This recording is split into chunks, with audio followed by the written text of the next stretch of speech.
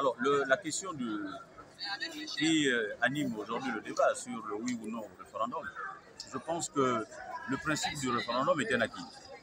Nous sommes des parlementaires nommés.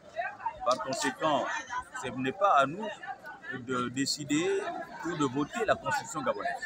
Sachant que la Constitution, c'est le texte fondamental du vivre ensemble et qui doit déterminer notre avenir, nous pensons que le principe du référendum est un acquis.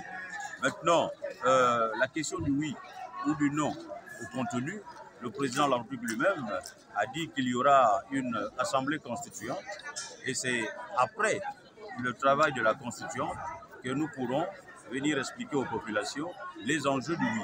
Et pour l'instant, nous attendons que la constitution soit mise en place et que le texte soit regardé au Parlement.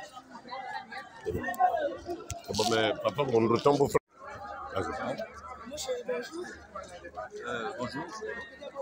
Oui, nous sortons du compte rendu parlementaire.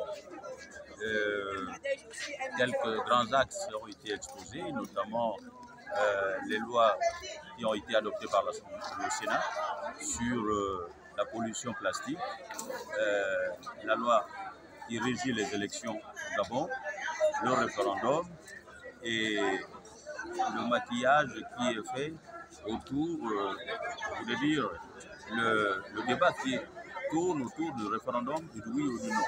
Il fallait éclairer un peu les diverses lanternes des populations. Je pense que pour une première rencontre, ils sont venus nombreux et les questions ont été tout à fait fructueuses et je suis satisfait de savoir que nous sortons de là avec des éclaircissements et le peuple semble comprendre plus ou moins les enjeux de cet exercice. Cette fête de poussière,